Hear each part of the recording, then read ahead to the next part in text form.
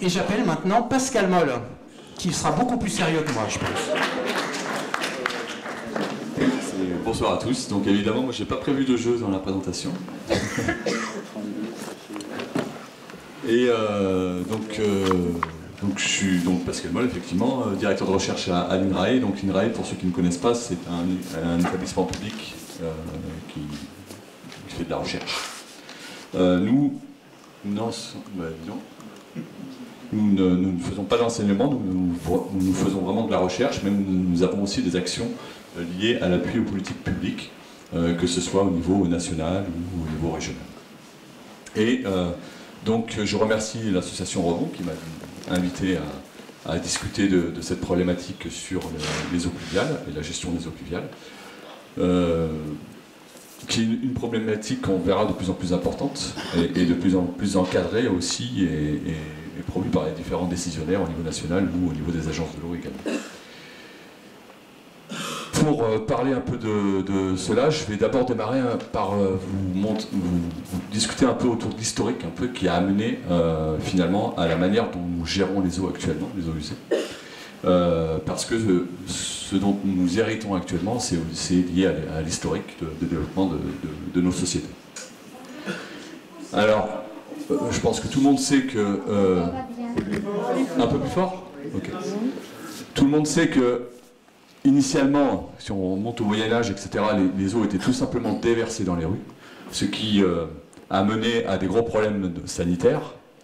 Et donc, il y a eu une évolution là-dessus qui était de dire qu'on allait faire des fosses à latrines au pied des habitations pour éviter d'avoir toutes ces eaux usées déversées dans la rue. Évidemment, c'était un petit progrès, mais pas forcément énorme, parce qu'on allait puiser aussi des eaux dans les nappes alluviales, dans lesquelles ces latrines pouvaient évidemment déverser certains pathogènes qui pouvaient créer du coup des problèmes sanitaires au niveau des populations. Et c'est dans les années 1800, fin des années 1800, que c'est lié au baron Haussmann qui a commencé à tirer des réseaux. Donc là, c'est un plan de réseau à Paris, où en rouge, c'était les premiers réseaux qui étaient tirés. L'objectif étant, à cette époque-là, tout simplement d'évacuer toutes les eaux le plus loin possible de la ville, de manière à ne pas avoir ces problèmes sanitaires en ville. Il n'y avait aucun objectif environnemental, c'est-à-dire qu'il n'y avait pas de station d'épuration derrière, l'objectif étant vraiment de résoudre ces problèmes sanitaires. En parallèle de ça, et donc ce que je veux dire, c'est que dans les anciennes villes, et notamment Paris, mais ça s'est fait plus tard dans les autres villes, on hérite dans les centres anciens de réseaux qui peuvent être très vieux et qui ont été dimensionnés à l'époque. En parallèle de ça, il y a eu un développement aussi pour rendre la ville plus saine et ne pas avoir de la terre et de la boue dans les rues tout simplement. Et donc il y a eu au début des pavés qui ont été mis dans les rues pour rendre les rues plus praticables et plus propres. Et puis petit à petit une imperméabilisation de plus en plus croissante. Donc ça amène évidemment à aussi devoir gérer des eaux qui ne peuvent plus s'infiltrer dans le sol et rejoindre ces fameux réseaux dont je parlais juste avant, qui donc étaient à l'époque ce qu'on appelle des réseaux unitaires, parce qu'ils transportaient aussi bien les eaux usées domestiques que les eaux pluviales qui ruisselaient sur les parties imperméabilisées. Donc, avec l'urbanisation, il y a eu des problèmes de saturation à certains moments des réseaux, et de là est venue bien plus tard l'idée de séparer en fait ces eaux usées domestiques et ces eaux pluviales, et donc à mettre en œuvre ce qu'on appelle des réseaux séparatifs pour les eaux usées domestiques ou pour le pluvial. À l'époque, l'idée c'était du coup sur les eaux usées domestiques d'aller mettre une station de traitement de ces eaux usées pour pas qu'elles impactent le milieu. Donc là il y a des premières considérations environnementales. Donc là on parle des années... alors, sur Paris, ça s'est fait bien avant, mais on parle surtout dans les années 50, 60, 70 en France, où on a considérablement augmenté le nombre de stations d'épuration, et puis à partir des années 80, a commencé à systématiser la séparation des réseaux, mais des nouveaux réseaux. Et à l'époque, on se disait que les eaux pluviales, elles, étaient propres, donc on pouvait les rejeter directement dans le milieu. Donc ça a été un grand discours de l'époque, mais même pourtant il y avait déjà des études qui montraient que c'était pas vrai, que ces eaux pluviales pouvaient transporter aussi des polluants, et notamment toutes les surfaces sur lesquelles elles ruissellent qui sont imperméabilisées peuvent être amenées à recevoir certains polluants, ne serait-ce que par des dépôts atmosphériques, qui fait que finalement ces eaux pluviales, on s'en aperçoit de plus en plus maintenant, elles sont loin d'être propres. Cette solution a quand même permis, ce qui est intéressant, de diminuer un peu les coûts sur le système d'assainissement, c'est-à-dire que sur les réseaux anciens qui du coup étaient moins saturés et on n'était pas obligé de les rénover systématiquement. Le problème, c'est que au fil du temps, donc ici vous avez une représentation de la densité urbaine parisienne, vous voyez qu'au fil du temps on urbanise, on imperméabilise les sols, et une première conséquence, c'est qu'on augmente le volume d'eau pluviale, et que, en même temps, toutes ces nouvelles urbanisations, il va falloir les connecter au réseau ancien qui est plutôt central. Et donc on commence à avoir une sorte de toile d'araignée de réseau qui augmente, alors que les parties initiales ne sont pas forcément dimensionnées pour recevoir l'ensemble des eaux usées. Donc ça nécessite systématiquement de revoir les dimensionnements de ces réseaux qui, du coup, nécessitent des investissements, on en reparlera tout à l'heure, assez conséquents. Et comme dans les centres anciens, on est encore souvent avec des réseaux unitaires, c'est-à-dire qu'on va aussi avoir de plus en plus d'eau pluviale qui vont rentrer dans ces réseaux. Et ça a été le développement, c'est ce qu'on hérite, et ça a été le développement jusqu'il y a très récemment, et qui amène à ce qu'on appelle des systèmes complètement centralisés. On a une ville imperméabilisée, on amène tout dans un réseau qui va à une station d'épuration. Le problème, c'est que lorsqu'on a des temps de pluie, on a des points sensibles, parce que le réseau peut être saturé, ou la station peut être saturée, et donc on a des points sensibles de déversement, c'est-à-dire qu'on accepte que quand il y a trop d'eau vraiment dans le réseau en temps de pluie, on puisse déverser, souvent des mélanges du coup d'eau usée et d'eau pluviale, directement dans le cours d'eau sans que ce soit traité. Et ça amène à des choses qu'on peut voir, soit des déversements en temps de pluie directement de mélange d'eau usée, soit des tampons qui débordent parce que le système est saturé, et ça peut amplifier du coup les phénomènes d'inondation qu'on peut voir en milieu urbain. Donc, c'est un problème qu'on voit de plus en plus, qui en plus avec le réchauffement climatique qui crée des incidents pluvieux, des temps de pluie de plus en plus importants en intensité, amplifie ces phénomènes-là. Alors il y a une réglementation quand même. Là c'est peut-être un petit moment un peu subtil, mais je pense que c'est important de l'avoir en tête parce que ça guide un peu les différentes approches qu'on va pouvoir mettre en place. Donc, il y a une réglementation qui dit que sur un système d'assainissement, alors déjà un système d'assainissement, ça va être, ici ce gros carré c'est la station d'épuration, et tous les réseaux qu'il y a au-dessus, c'est un système de collecte. Le système d'assainissement, c'est la collecte plus la station. Et donc, la réglementation, déjà, elle dit qu'au niveau de la station d'épuration, et c'est là une petite subtilité, c'est que le dernier déversoir qui est juste en amont de la station, il fait partie de la station d'épuration, réglementairement. Et donc, on nous dit, la réglementation dit que les eaux qui entrent dans un système de collecte d'eau usée doivent être traitées à la station d'épuration, sauf dans des cas de situation vraiment exceptionnels. Et ça se traduit à ce que la station de traitement des eaux usées doit traiter en général 95% des débits journaliers qui arrivent au niveau de la station. Donc 95% des débits qui arrivent, ça prend forcément en compte des temps de pluie. Et plus on va avoir d'eau pluviale dans le réseau en temps de pluie, plus on va devoir traiter des volumes importants au niveau de la station. Et ce qui peut du coup être amené soit à surdimensionner les stations, soit à mettre des filières un peu de temps de pluie sur les stations, mais à compliquer un peu la gestion de la station. Donc ça c'est une notion réglementaire de la station. Et puis derrière, on a aussi d'autres réglementations, c'est sur tous les déversoirs qui sont sur le réseau, en tout cas les plus gros, on doit avoir aucun déversement en temps sec, le temps sec étant, les temps secs c'est moins de 2 mm de pluie, Et en temps de pluie, ça va être moins de 20 déversements par an. On s'accorde d'avoir 20 déversements par an pour les plus importants, en se disant de toute façon on ne peut pas mettre en œuvre des infrastructures qui peuvent gérer l'ensemble des temps de pluie.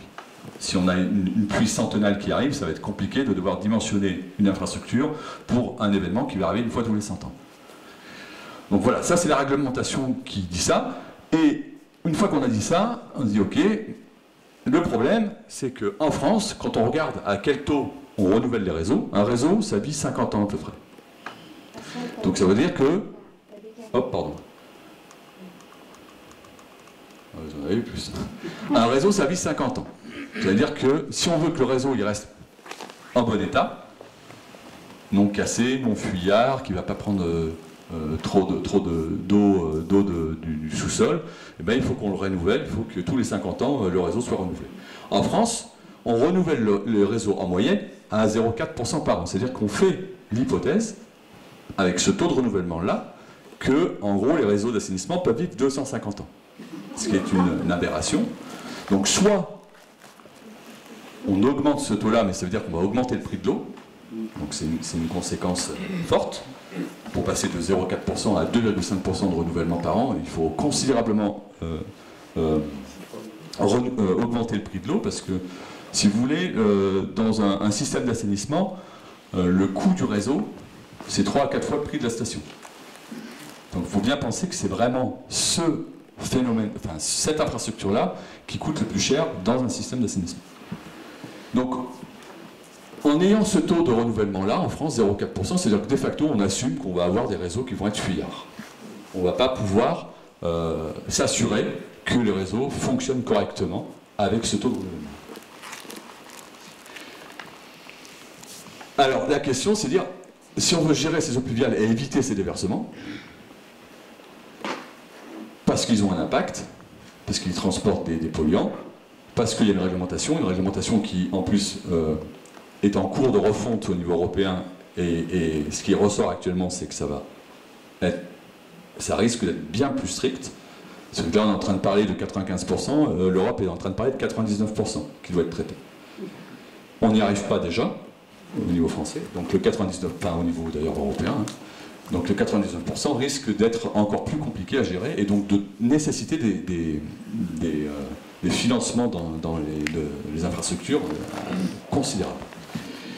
Donc il y a un autre moyen de faire, c'est-à-dire que si on a un système, enfin un moyen complémentaire de faire, et beaucoup moins cher, il est de dire qu'on a un réseau en bleu, une station d'épuration et des déversoirs d'orage qui se reversent en temps de pluie. Donc soit on refait tout le réseau, on grossit la station, etc. Soit on peut mettre en place un système de gestion à la source des eaux pluviales, et quand on dit gérer à la source des eaux pluviales, c'est-à-dire que là où elles tombent, on essaie de les infiltrer au plus proche, de les infiltrer dans le sol, de manière à ce qu'elles ne rejoignent pas le réseau et qu'on ne vienne pas saturer le réseau. Et lorsqu'on est sur des concepts comme ça, on est généralement bien moins cher en investissement que de devoir travailler sur les réseaux.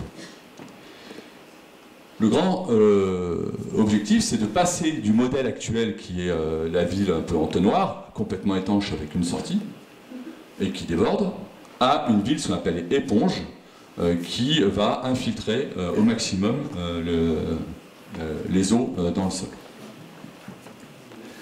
Alors, l'intérêt de ces questions de ville-éponge, c'est que, bon, on va réduire les ruissellements de surface, donc on va déjà moins polluer les eaux, on va réduire les risques d'inondation, et puis le fait de rendre l'eau au sol, on va aussi rendre le territoire beaucoup plus résilient par rapport aux sécheresses.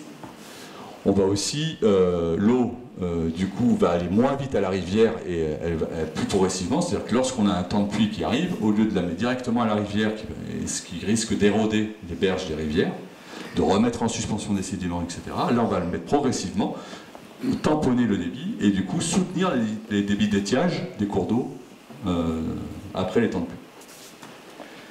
Et on discutera de ça tout à l'heure, c'est une vraie opportunité aussi pour reverdir les villes et donc repenser la ville dans laquelle on a envie de vivre. Et c'est cette approche de gérer les eaux à la source est une approche qui, au niveau international, hein, au niveau européen et d'autres pays, mais aussi en France, on le voit, ici sur un document du ministère de l'écologie réalisé récemment, que ce sont des enjeux très forts pour nos décisionnaires nationaux pour faire évoluer les systèmes d'assainissement. Donc c'est vraiment quelque chose de vraiment promu par l'ensemble des acteurs. Alors, pour gérer à la source ces eaux pluviales, il y a deux grands principes. Donc ici, vous avez un exemple avec un bâtiment, des routes et puis un réseau.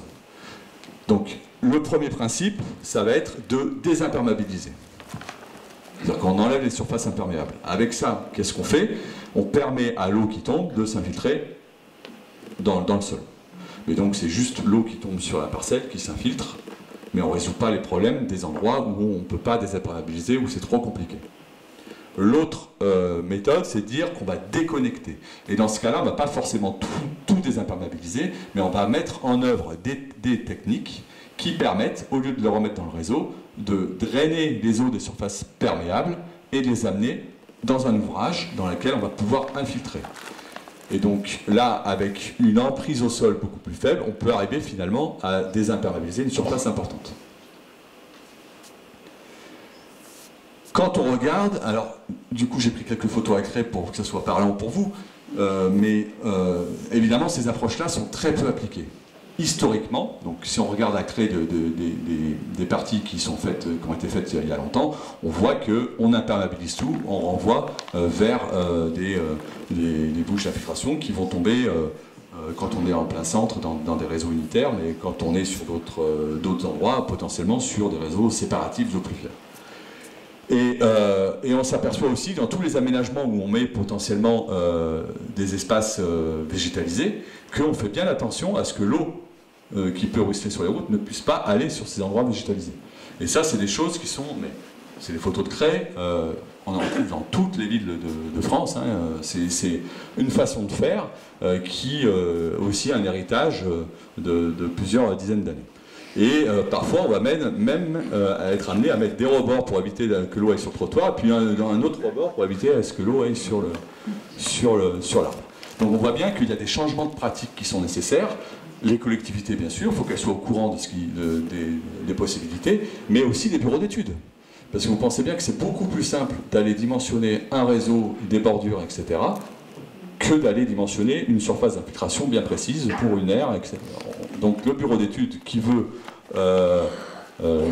aller vite pour gagner on va dire faire un peu plus de profit et pouvoir vendre des études le plus bas possible, eh bien il va faire ce qu'il sait faire, il va faire ce qui est facile à chiffrer, mais pas forcément non plus le plus pertinent.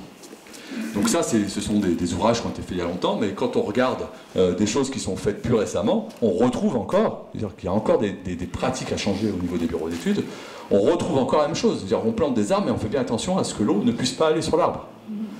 Et on peut retrouver ça aussi sur les travaux qu'il y a eu à Oust récemment, c'est-à-dire qu'on va mettre des systèmes végétalisés, et puis on bétonne autour, et on empêche l'eau de ruissellement potentiellement d'aller dedans. Ici, vous avez devant la gare et le lycée, le collège Armorin, vous voyez bien qu'on crée des bordures et que l'eau de ruissellement ne peut pas aller dessus. Et c'est dommage parce que du coup, on a des endroits végétalisés, on a des endroits qu'on aménage et qu'on pourrait utiliser aussi pour gérer ces eaux de ruissellement. Il y a plusieurs techniques qui existent. Il y a des solutions qu'on appelle grises, c'est-à-dire qu'elles ne sont pas forcément végétalisées, elles peuvent être plus compactes. Donc alors, ça peut être des dalles engazonnées. Donc là, par exemple, si on regarde ce qui a été fait au parking Saint-Ferréol récemment, voilà, là, il y a des dalles engazonnées, on gère les eaux pluviales correctement. Mais il y a des solutions qui existent, allant donc des pavés sur lesquels on ne fait pas les jointements scellés pour que l'eau puisse s'infiltrer, etc., et des revêtements qui vont être drainants, notamment des enrobées poreuses pour que l'eau puisse s'infiltrer au travers de l'enrobé.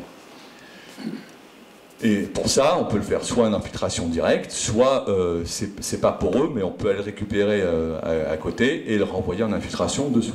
Donc il y a des solutions qui sont, on appelle des solutions grises, qui permettent de travailler de manière un peu plus compacte,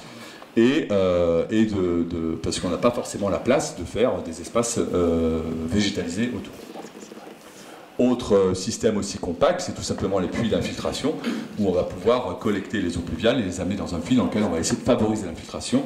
Mais dans ces systèmes-là, on ne va pas pouvoir, je dirais, infiltrer d'énormes quantités d'eau non plus. Donc avec un puits d'infiltration, on ne va pas désimperméabiliser une grande zone autour. Et puis il y a d'autres techniques, avec des techniques qui sont basées sur les solutions fondées sur la nature, et qui sont intéressantes parce que, en plus de pouvoir discuter de la question de la désimperméabilisation et de la déconnexion des eaux pluviales à la source, ça peut aussi permettre de repenser la ville dans laquelle on a envie d'habiter. C'est qu'on va pouvoir végétaliser les villes, c'est-à-dire qu'on va pouvoir potentiellement travailler sur le refroidissement des villes, la lutte contre les îlots de chaleur en été. On va pouvoir créer des zones refuges pour la biodiversité, et on va pouvoir préserver plus facilement la ressource en eau avec ces approches-là. Et évidemment, repenser la ville, donc c'est aussi la façon dont le citoyen se sent vivre dans sa ville. Pour cela, il y a plusieurs possibilités aussi, plusieurs techniques qui existent, qui, on va voir, peuvent se mettre en place à différentes échelles. Les grandes échelles que l'on va voir en place, elles sont soit à l'échelle de l'habitat, à l'échelle de la propriété, de la rue, mais aussi du quartier, etc. Il y a plusieurs possibilités. Ici, vous avez des exemples dessinés où, à l'échelle de l'habitat, on va essayer d'infiltrer au maximum proche de l'habitation pour infiltrer toutes ces eaux pluviales qui peuvent être générées sur les surfaces imperméabilisées au niveau des habitations, donc les toitures ou des parties de voiries non perméables, etc. On peut, à l'échelle de l'habitat, travailler sur ce qu'on appelle des toitures végétalisées. Alors une toiture végétalisée, il y en a plein de sortes différentes. Soit ce qu'on appelle des toitures extensives, où on a des faibles hauteurs de sol sur le toit, ou des toitures un peu plus intensives, où on va pouvoir mettre des hauteurs plus grandes et potentiellement du coup aménager aussi avec différents types de végétation. Ces toitures végétalisées, donc on va pouvoir faire varier les hauteurs, on va pouvoir stocker ou pas plus ou moins stocker l'eau en dessous de cette terre végétalisée, potentiellement la recirculer. L'intérêt derrière, c'est que si on recircule cette eau, on va pouvoir réalimenter les végétations de la toiture plus longtemps et donc avoir un pouvoir refroidissant de la ville plus long que si on ne recircule pas et où on ne stocke pas cette eau. Il y a plusieurs possibilités de mise en œuvre. Mais globalement, on va retenir tout le temps que les premiers millimètres de pluie qui tombent sur cette toiture. Ce n'est pas non plus d'une ampleur très, très importante en termes de gestion des eaux pluviales à la source. Mais c'est déjà un premier pas.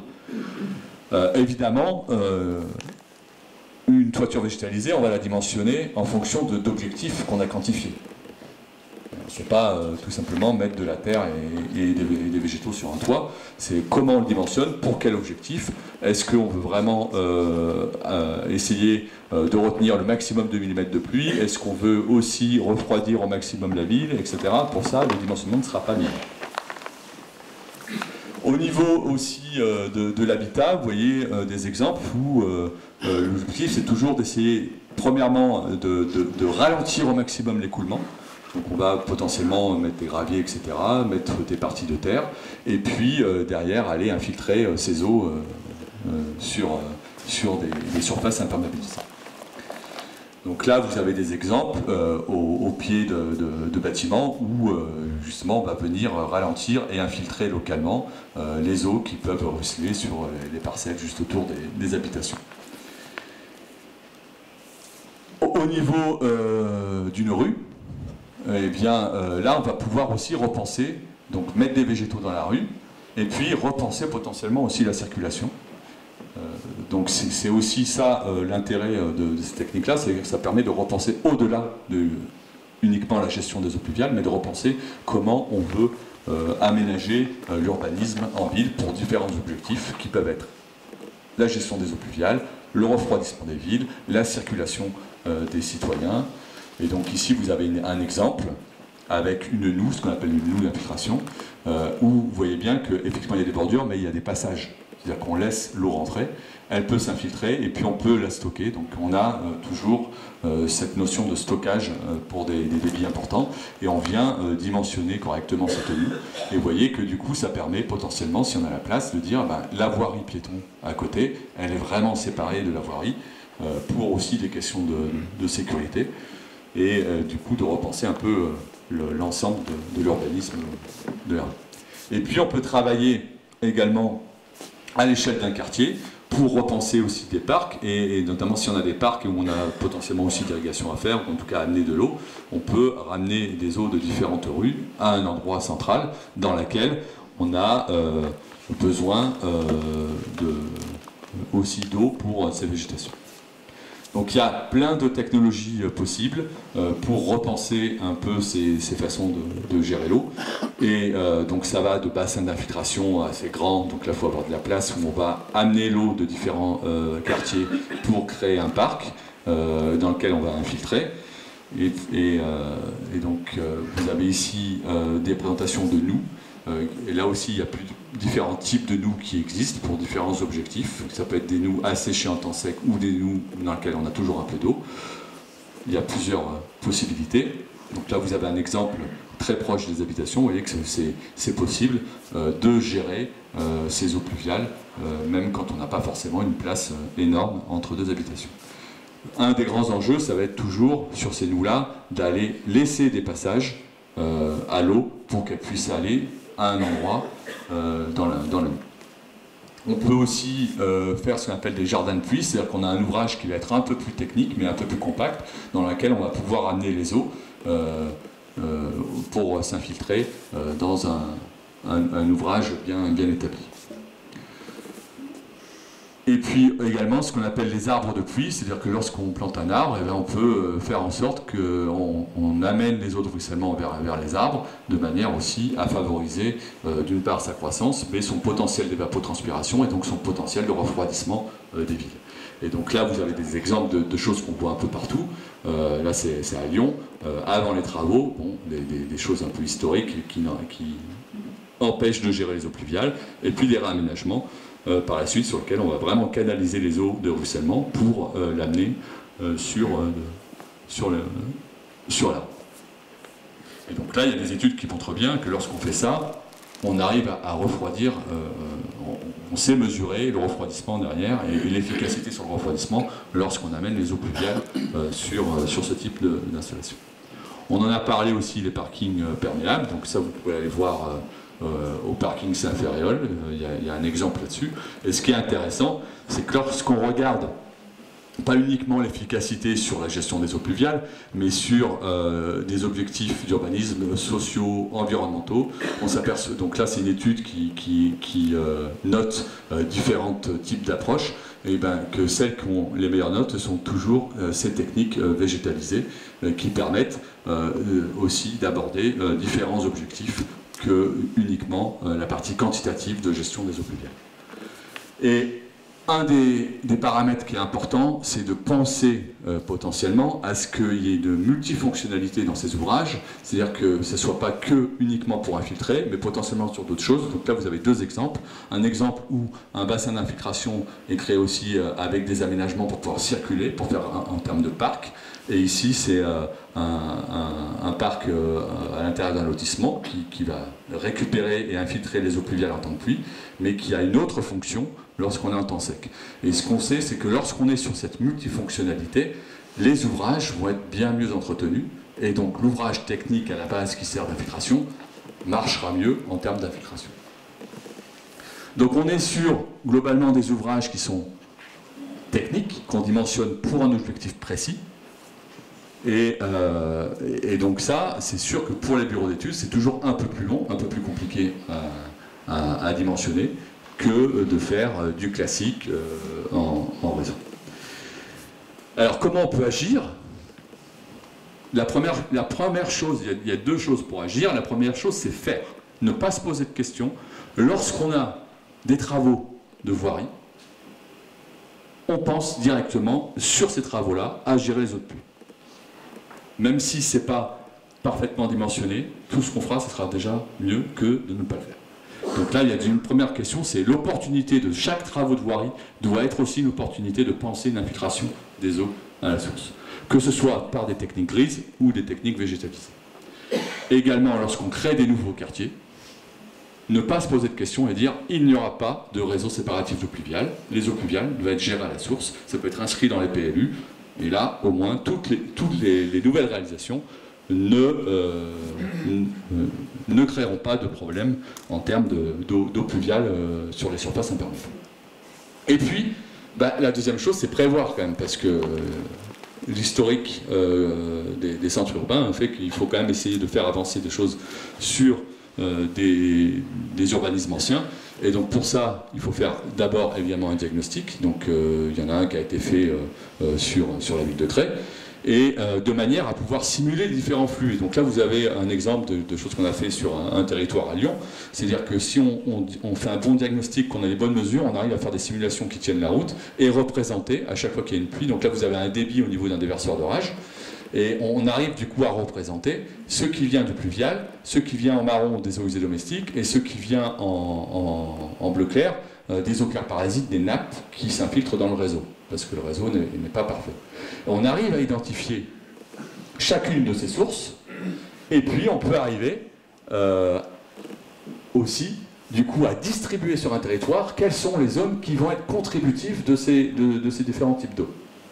On peut arriver avec la simulation à savoir où est-ce qu'on a les zones les plus problématiques précisément, et du coup ce qu'on peut arriver à savoir, c'est dire que si on va mettre tel et tel ouvrage ici, quelle va être mon efficacité. On peut arriver à le quantifier, et ça c'est important parce que derrière on va pouvoir du coup on va pouvoir simuler des scénarios pour savoir avec quelle technologie et où, combien il faut que j'en mette, et quelle sera l'efficacité, du coup, sur ma gestion des temps de pluie.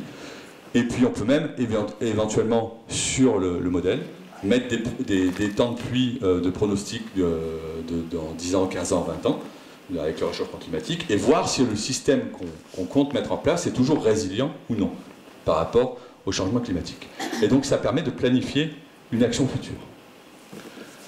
Voilà, on me dit que c'est bon. Eh ben, je vous remercie pour votre attention.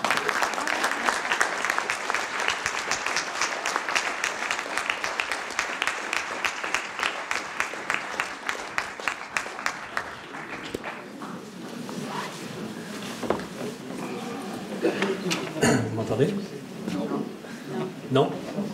Si, il faut parler bien dans le micro. Et là, c'est bon? Voilà, donc nous allons prendre un temps d'échange entre la salle et notre conférencier. On va vous demander d'être relativement bref dans vos interventions et surtout que vos questions sont en rapport avec ce qui vient de vous être exposé et non pas sur des problématiques plus personnelles ou voilà, donc sur ce qui vient de vous être présenté. Donc je vais me promener au milieu de vous avec le micro et je vais vous donner la parole. Première question.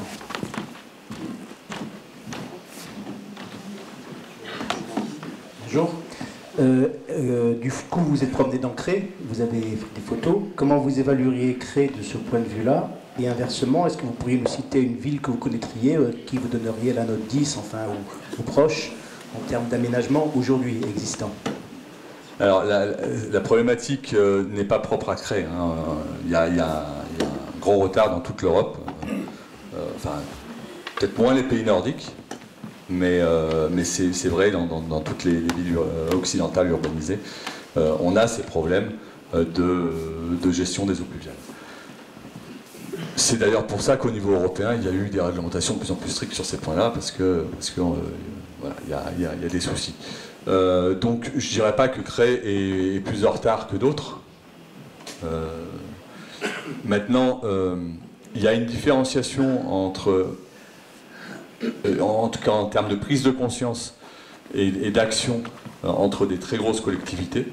Si on prend par exemple la métropole de Lyon, ça fait longtemps qu'ils sont en train de travailler dessus, donc ils ont encore du boulot à faire parce que la ville est très grosse, mais parce que dans les grosses collectivités, on va avoir en interne des bureaux d'ingénierie qui vont pouvoir prendre ça en charge.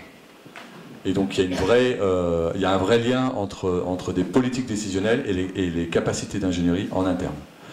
Dans les petites moyennes collectivités, c'est un peu plus compliqué parce que c'est toujours dépendant de bureaux externes qui peuvent être différents, qui peuvent avoir différentes approches, qui ne vont pas avoir une vision de moyen ou de long terme sur un territoire donné. Donc il y a déjà cet aspect-là. Et puis sachant que sur les petites et moyennes collectivités, c'est pas forcément évident pour un élu d'être au courant de tout ce qui se passe s'il n'a pas un bureau interne qui lui permet d'être au jour des nouvelles approches. Donc c'est clair qu'il y a une différenciation, on va dire déjà, entre grosses collectivités et petites collectivités. Après, ça ne veut pas dire que d'une part c'est pas possible, ça ne veut pas dire qu'il n'y ait pas des petites ou moyennes collectivités qui essayent d'avancer. Et il y aurait, alors je n'ai pas forcément d'exemple localement autour de Cré, mais on va trouver des collectivités, même des moyennes collectivités, qui se sont déjà engagés, qui ont déjà fait les diagnostics, qui ont déjà fait les scénarios, qui se sont engagés sur des objectifs ciblés, qui peuvent être par exemple, soit sur l'ensemble de leur territoire, c'est infiltrer les 15 premiers millimètres de pluie, systématiquement, et donc qui mettent en œuvre des infrastructures pour un objectif ciblé, soit même certaines collectivités, ça va être suivant les endroits sur leur territoire, c'est-à-dire ici ça va être 15, ici ça va être 20 mm, ici que 5 ça suffit, etc.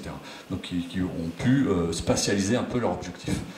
Donc ça ce sont des choses qu'on peut voir. Mais même si, on va dire, les collectivités les plus en avance, ça fait peut-être 20 ans qu'elles bossent dessus, et généralement ce qu'elles voient, c'est qu'elles arrivent à désimperméabiliser à peu près 1% de leur surface imperméable par an. Donc ça prend du temps. Et c'est pour ça que, je disais, il y a un moment, il y a faire et prévoir. Et dans le faire, il ne faut pas se poser de questions. À chaque fois il ne faut pas prendre du retard. À chaque fois qu'on a des travaux de voirie, on pense directement à l'infiltration des eaux pluviales. Sur les volumes d'eau usée à traiter, la majorité, pour l'usage domestique, la majorité vient des toilettes. Quel futur vous voyez selon le type d'habitat pour les toilettes sèches, toilettes à séparation, Alors, ça change un peu le sujet par rapport aux eaux pluviales. Évidemment, si on a des toilettes sèches, c'est-à-dire qu'il y a une partie de l'eau qu'on consomme, qu'on ne remet plus dans le réseau, donc ça diminue les volumes dans le réseau. Donc ça c'est un premier point, mais ce qu'il faut savoir c'est que sur les centres anciens ça va être compliqué de mettre en place des toilettes sèches parce que derrière c'est aussi un réseau de collecte des composts à faire et donc c'est pas forcément très évident à mettre en place partout.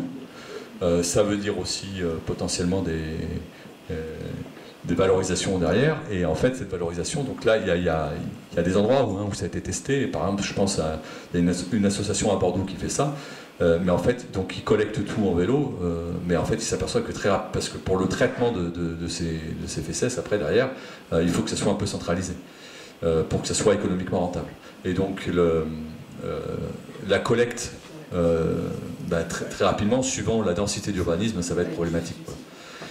Donc je dirais que ça, c'est intéressant, la séparation, d'une part si on est plutôt loin de réseaux d'eau potable, donc il faut faire un peu attention à la ressource qu'on consomme, parce qu'on a moins de ressources, et d'autre part, surtout si on cherche la valorisation derrière.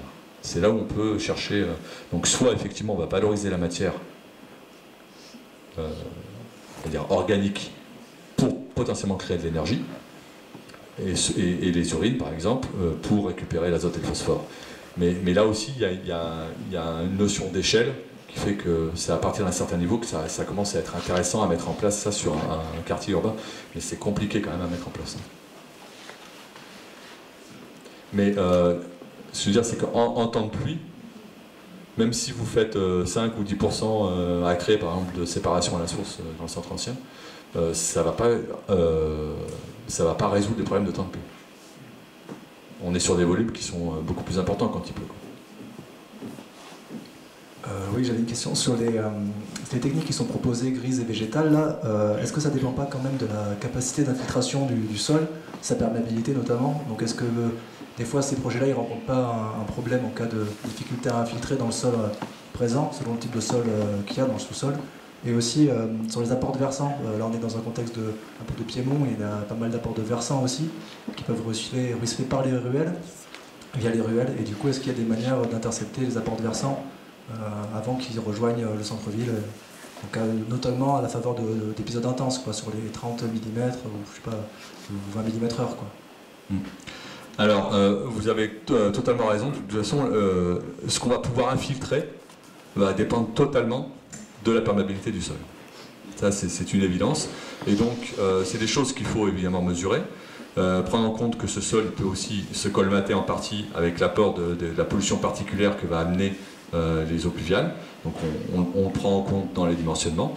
Et après, ça veut dire que suivant la perméabilité du sol, on va avoir des ratios différents entre surface d'infiltration et zones déconnectées. Donc généralement, vu les types de sols que l'on va trouver, on va dire en France, dans la grande majorité des cas en tout cas. Alors déjà, il faut savoir qu'un sol urbain, je ne sais pas si on peut appeler ça un sol en dessous, mais au bout d'un moment, on va retrouver quelque chose d'un peu plus naturel qui lui peut être effectivement problématique. Et donc généralement on est sur des ratios, on va dire, on va être entre le ratio entre la surface d'infiltration et la surface déconnectée, c'est-à-dire qu'on va être généralement sur entre 0,2 et jusqu'à 3-4% en termes de surface. Donc ça, pour donner un ordre de grandeur à peu près, quoi. C'est-à-dire que, voilà, par exemple, pour d'autres, si les pourcentages ne parlent pas, c'est-à-dire que si j'ai une surface d'infiltration de 10 mètres carrés, je vais pouvoir déconnecter entre 100 et 1000 mètres carrés suivant les types de sol, quoi, derrière. Pour la partie des eaux de ruissellement qui viennent de l'extérieur de la ville, donc ici effectivement avec des collines plus ou moins argileuses et pentues, ça pose des soucis potentiellement, et notamment parce que ces eaux de ruissellement vont d'une part pouvoir se charger en terre et arriver dans les points bas de la ville. Donc là, c'est toujours le même principe, hein, ralentir l'écoulement. Donc c'est-à-dire qu'il faut replanter des haies, il faut potentiellement raplanir certains endroits pour ralentir le cours d'eau, les ruissellements, etc. Il n'y a pas d'autre solution que cela. Mais effectivement, ce sont parfois des problèmes importants qui convient de prendre en compte dans l'aménagement urbain. Et ça aussi, il y a des modèles qui existent. On sait simuler ce genre de choses. Et comment ces ruissellements, suivant les infrastructures que l'on met en place à l'extérieur de la ville, comment derrière ils vont impacter potentiellement les risques d'inondation en ville. Bonsoir. J'ai cru comprendre, et ça me fait plaisir. Pardon. Ouais, j'ai cru comprendre, et ça me fait plaisir que vous n'étiez pas un grand fan du séparatif, chose qu'on nous demande de faire de plus en plus. Je reste persuadé que dans très peu d'années, on va nous demander de traiter tout ce qui vient des réseaux séparatifs, surtout dans un débit 3 mètres cubes dans la Drôme. Le prochain orage qui va arriver va amener une pollution énorme par rapport à ces 3 mètres cubes avant que la Drôme monte son niveau pour que tout ceci se mélange. Donc ça, c'est la première observation.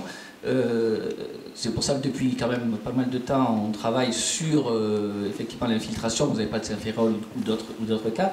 La question que je vous pose, tout ce qu'on a vu comme exemple sur les techniques d'infiltration se font majoritairement, je crois que tous les exemples que vous avez montrés, sur des terrains pratiques et plats. Le cas de Cré, je crois que Nicolas Césaré va en parler beaucoup tout à l'heure, mais le cas de Cré, surtout Cré ancien, qui a un historique effectivement de ville médiévale, avec un dénivelé d'au moins 100 mètres entre le point haut et le point bas, et sur protection ABF qui nous interdit de créer des grandes places pour pouvoir infiltrer tout ça. Quelles seraient les solutions pratiques d'infiltration sur ce type de terrain? C'est assez facile, je le redis, sur les terrains plats où on a de la place et où on sait traiter.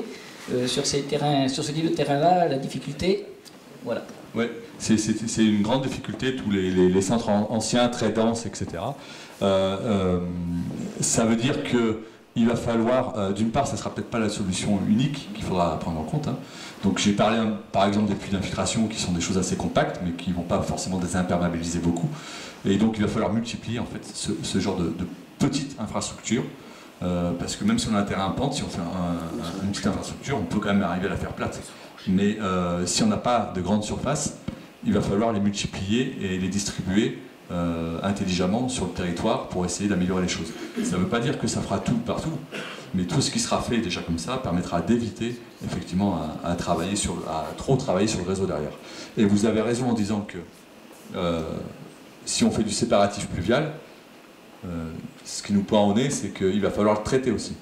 Parce que, si vous voulez, pour vous donner un ordre d'idée, ce que reçoit une rivière entre la sortie de la station d'épuration et les temps de pluie qui arrivent directement dans le cours d'eau, en termes de polluants à l'année, c'est la même chose.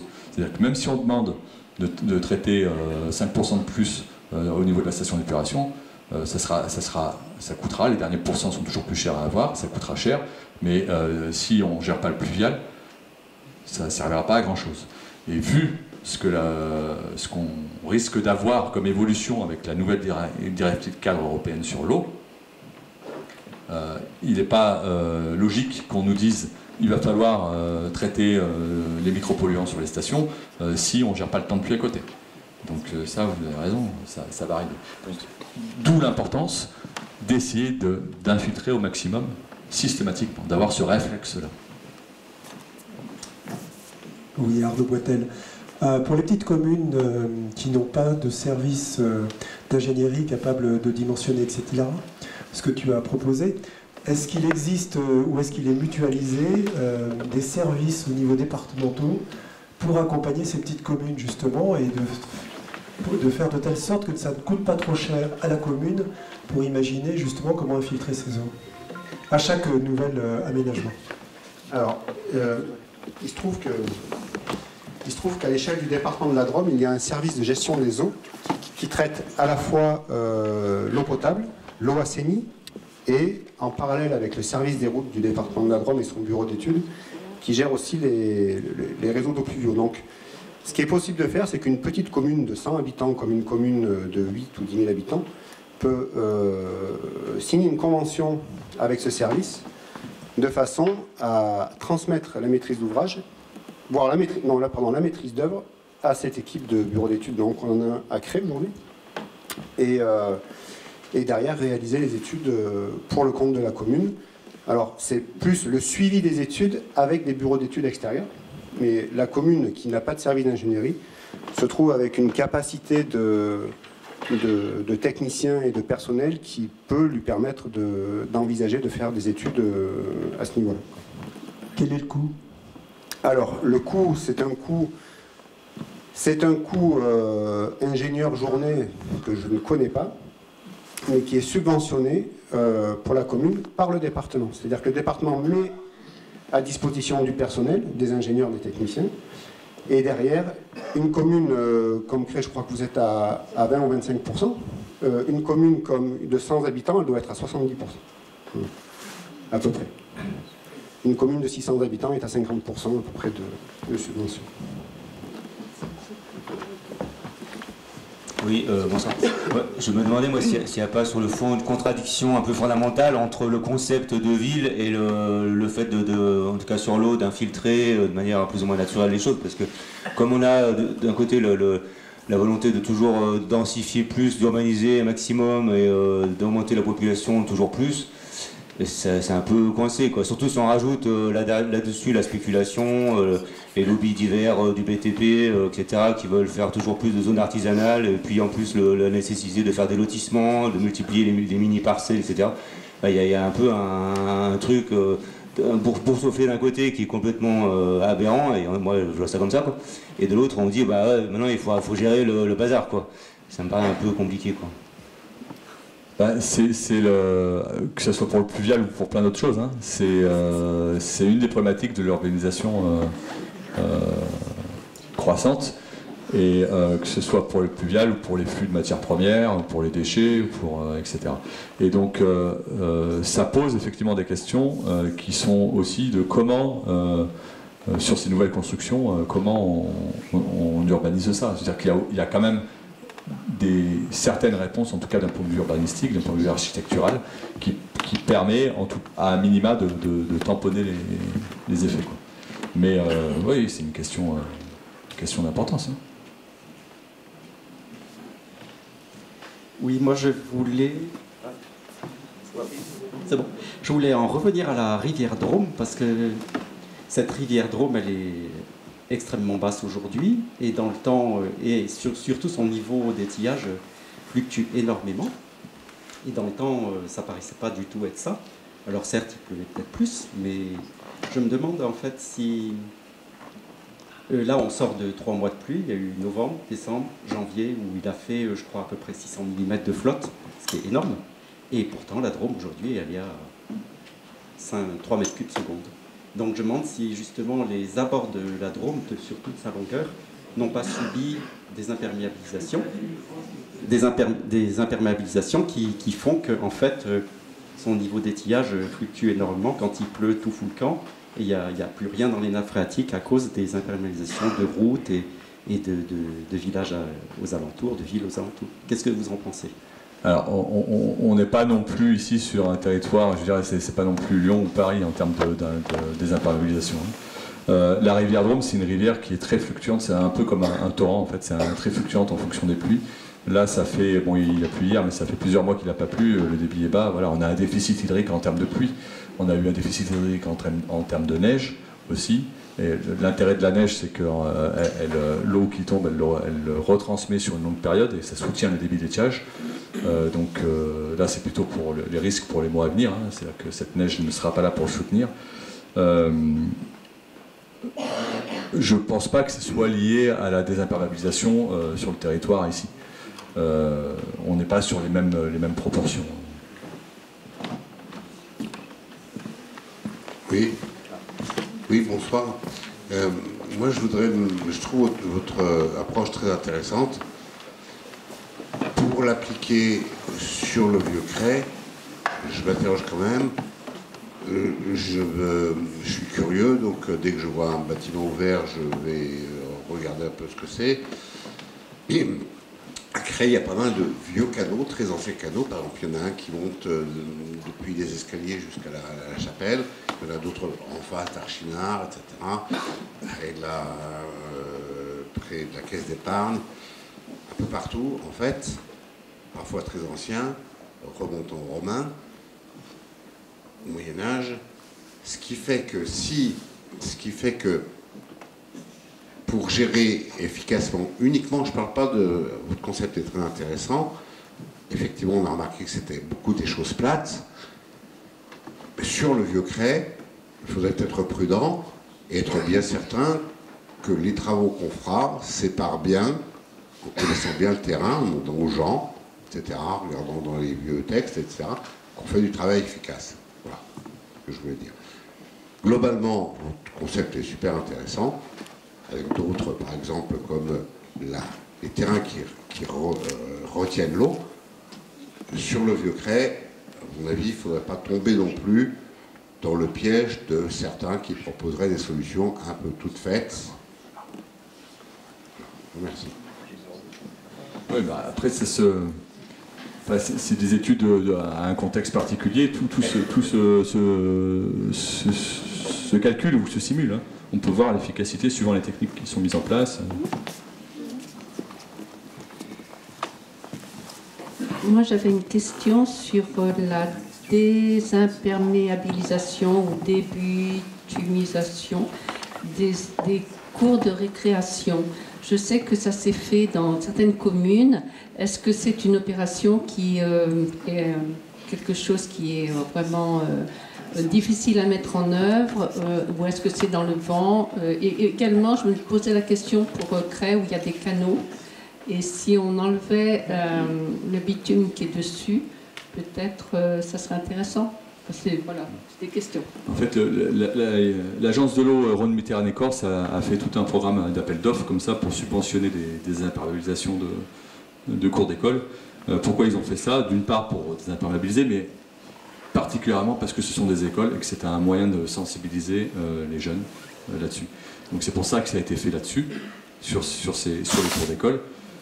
L'idée derrière de l'agence, c'est de dire qu'il n'y a pas que les cours d'école, il faut aussi aller au-delà. Mais c'est un très bon moyen pédagogique pour faire évoluer les consciences au niveau générationnel. Nous allons prendre une dernière question et après nous passerons. Sur les canaux, sur les canaux. Sur les canaux. Les canaux. Ah, sur les canaux. Ben, les canaux, après, il faut voir. En fait, les canaux, c'est comme un réseau finalement. Il peut être à ciel ouvert, mais une des conséquences qu'il a, c'est que si on amène toutes les eaux pluviales dedans, le canal il va amener très rapidement l'eau pluviale à la rivière, comme finalement un tuyau. Donc ça peut aider pour évacuer, toujours avec les mêmes principes, pour éviter les inondations, mais ça ne remet pas l'eau dans le sol et ça ne permet pas de tamponner hydrauliquement les temps de pluie. Mais après, de toute façon, on ne pourra pas tout faire avec des systèmes végétalisés comme j'ai montré. Si remettre en place des canaux avec l'exploitation qui va avec peut paraître pertinente ou peut-être moins cher que de refaire des réseaux pluviales stricts, bah, pourquoi pas, après ça se discute. Hein. Mais l'ensemble de ce que je vous ai montré là, d'une part qu'il y a plusieurs façons de voir les choses. Il n'y a pas un scénario unique qui existe. Il y a plusieurs scénarios possibles. Et ça, c'est un choix. C'est un choix décisionnel. Et ce choix décisionnel, pour moi, il n'est pas que d'un point de vue technique. Moi qui suis technicien, par exemple, je vous dirais, bon, ben, on peut faire des hypothèses, on peut définir différents scénarios, mais après, la décision, elle est soit uniquement politique, soit, parce que ça permet de transformer la ville, elle peut être aussi co-construite avec les habitants qui habitent cette ville. Parce que si les scénarios sont acceptés par les habitants, il y a plus de chances que ça pose moins de problèmes. La petite dernière pour la route, vous aurez l'occasion dans la soirée de reposer des questions et il y aura d'autres échanges possibles. Et là, on a un peu pris par le temps, donc il faudrait qu'on... La petite dernière sur ce sujet. Oui, bonsoir. Moi, je m'interrogeais quand même dans une ville comme Cray, donc ça marche pas, vous m'entendez? Ouais. Dans une ville comme Cray, sur des terrains en pente, est-ce que si on désimperméabilise le haut de la ville, bah, en fait, toute l'eau va pas se retrouver en fait finalement dans les caves des gens. On a déjà des problèmes d'humidité un petit peu. Si on commence à enlever tous les joints entre les pavés, bon, il n'y aura pas beaucoup de boulot selon les quartiers, hein, mais ce qu'il en reste, mais est-ce qu'on ne va pas se retrouver avec toute l'eau dans les caves des maisons, quoi? Ben, ce sont effectivement des études à faire et on pose aussi souvent la question est-ce que ça ne va pas fragiliser aussi les murs, le fait de remettre de l'eau au pied des murs. C'est aussi, suivant les types d'ouvrages, c'est aussi un moyen aussi de retravailler cette fragilité des murs, voir l'étanchéité, etc. Ça peut être aussi une opportunité.